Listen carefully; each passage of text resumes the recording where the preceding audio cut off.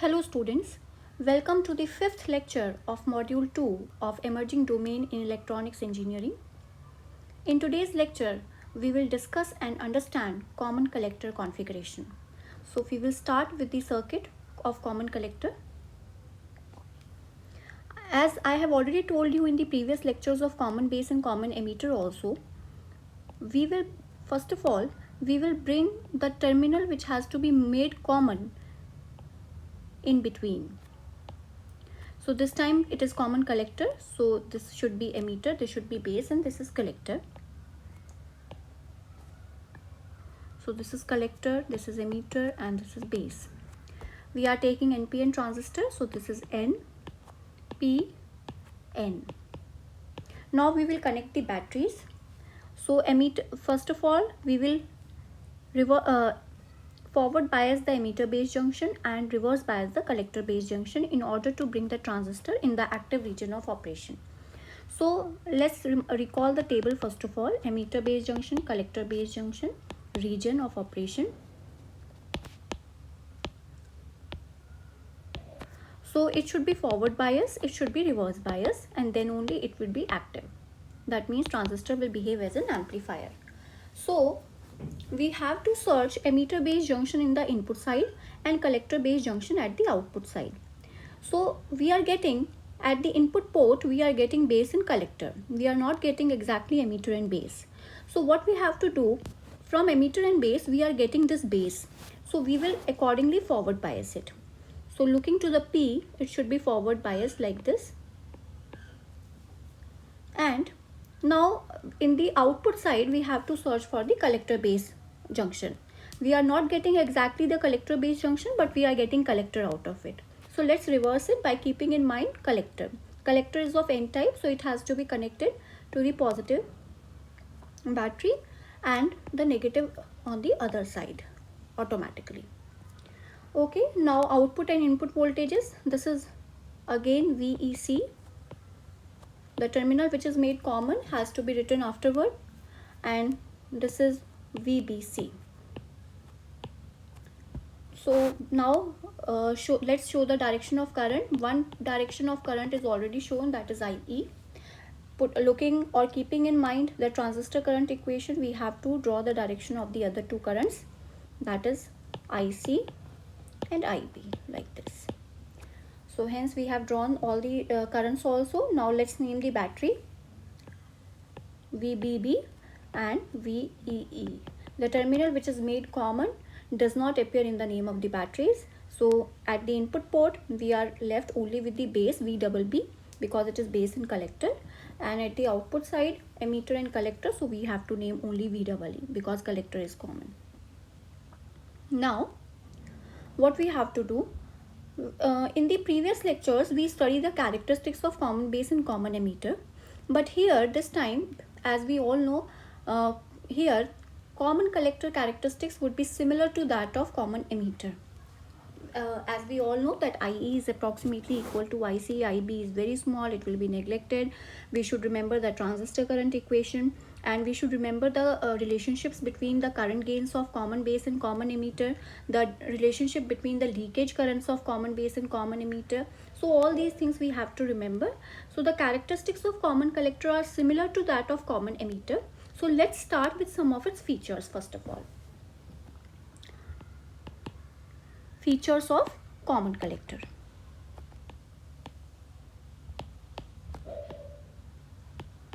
So the first feature of common collector is it has high input impedance. It has high input impedance.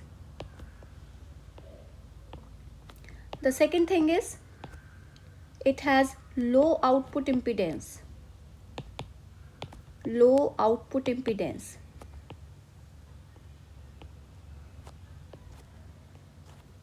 The voltage gain in common collector is unity. Voltage gain is approximately unity, that is 1. And current gain is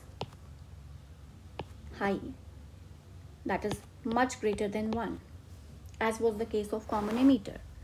Now here, one of the major applications of common collector is that it is used for impedance matching purposes, or you can say it acts as a buffer.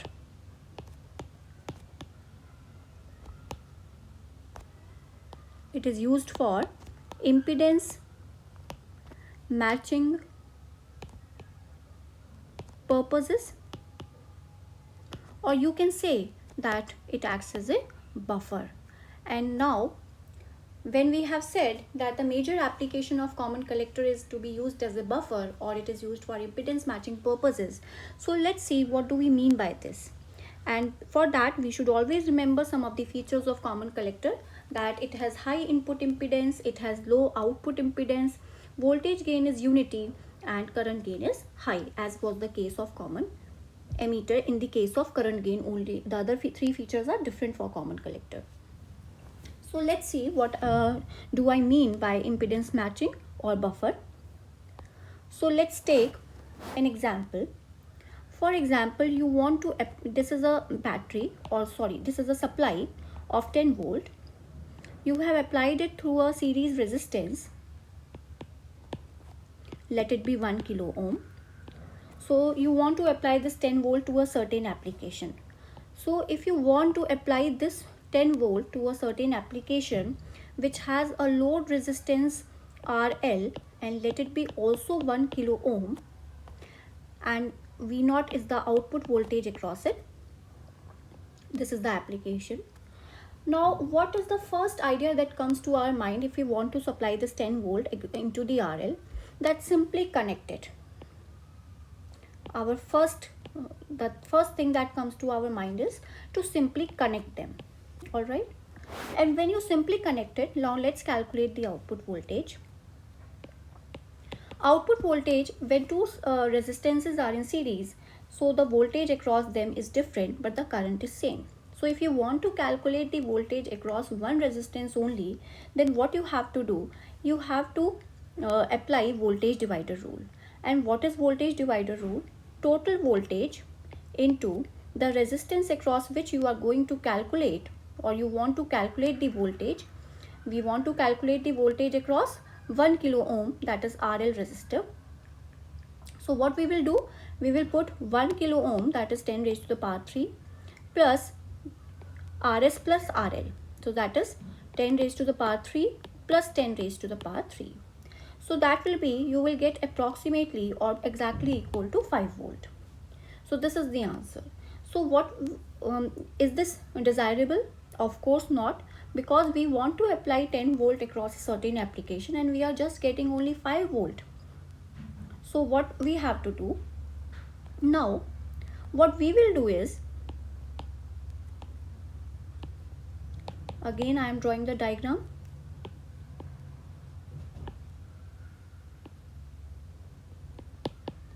Let's see what happens if we connect a common collector in between them, in between the application and the supply that we want to connect.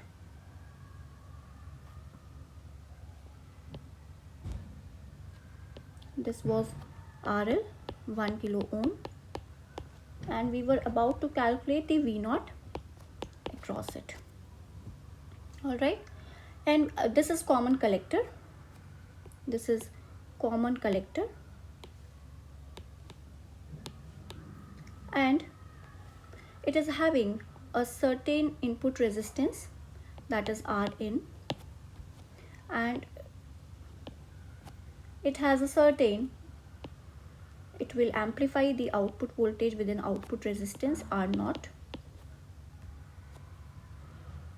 like this. So this is the common collector amplifier. Now as we know, I'll use a different color to make it more clear. So now this was the common collector. Now let's connect it in between the RL load and the supply which we want to transfer to the RL. So what we did, we connected, instead of giving a direct connection, what we did, we connected common collector amplifier in between. Now let's see what happens, what V0 comes out to be. And this voltage source, that means the voltage that is transferred over here, it is a common collector amplifier. So it will be A, that means the gain, means, see, when you are using an amplifier, the input that you have given, it will be amplified at the output. So what is the output? Gain is output upon input. So output is AVI. Alright, and here VI is given here. So now we read earlier that the input resistance or the input impedance of common collector is high. So the input impedance of the collector is in the range of, let me go back and write it over here. It is in the range of 100 to 500 kilo ohm, very high. And output impedance is very low, it is between 0 to 10 ohm. Oh, sorry, 10 to 100 ohm. So the output impedance of common collector is very low and the input impedance is very high. So let's take a value between these ranges. So what we have taken, we are taking the minimum values. That is, for input impedance I will be taking 100 kilo ohm, and for output impedance I will be taking only 10 ohm. So Rn, let's keep it as 100 kilo ohm and R0 as 10 ohm. Now let's first of all calculate Vi, then we will reach up to the V0. Now what is Vi? Vi is again the voltage across input resistance of common collector, and it would be calculated by voltage divider rule.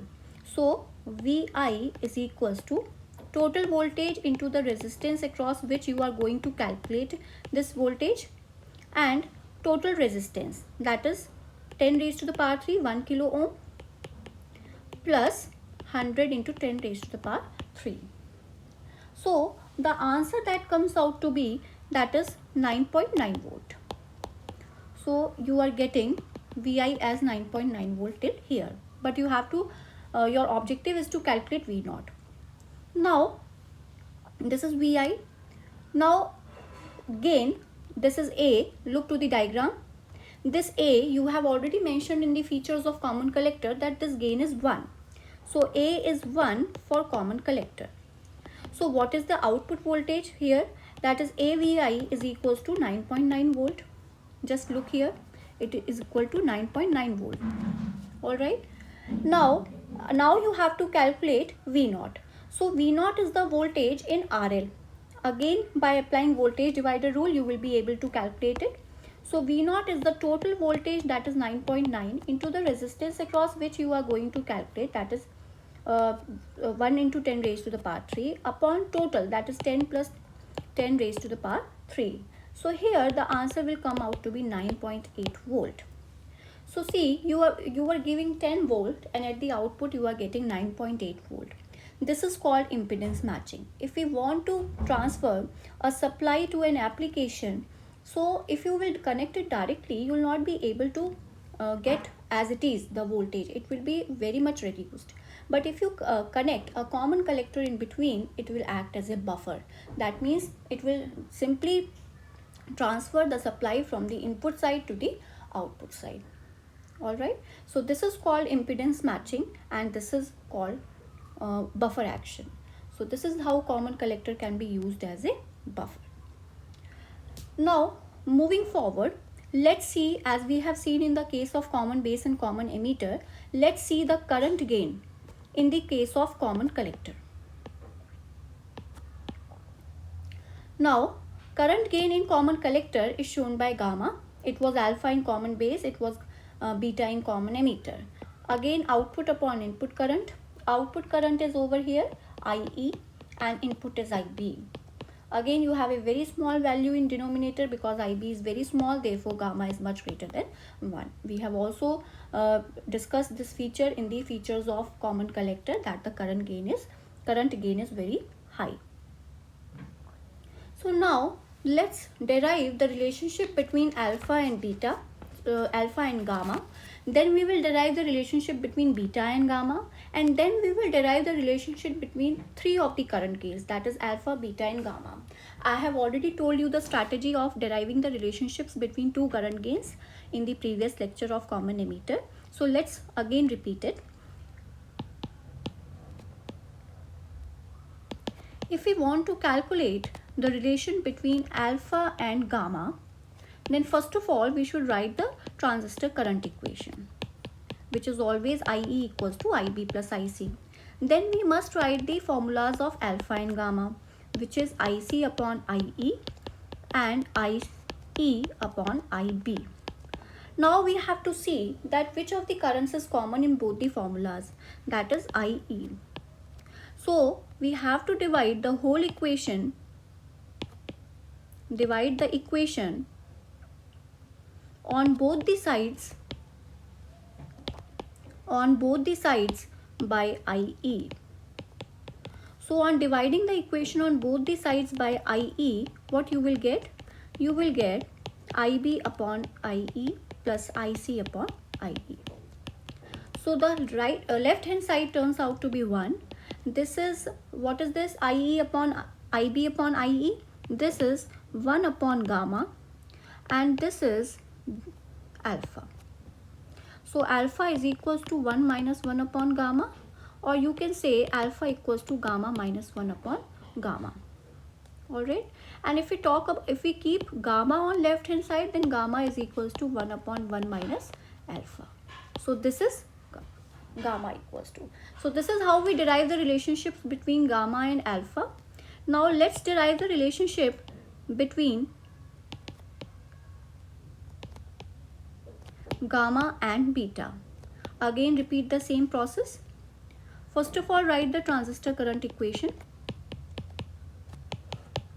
Then write down the formulas for both alpha, gamma and beta, that is IE upon IB and IC upon IB.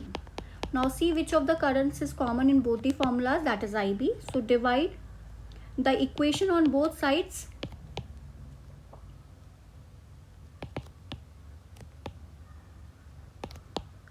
by IB and see what you will get.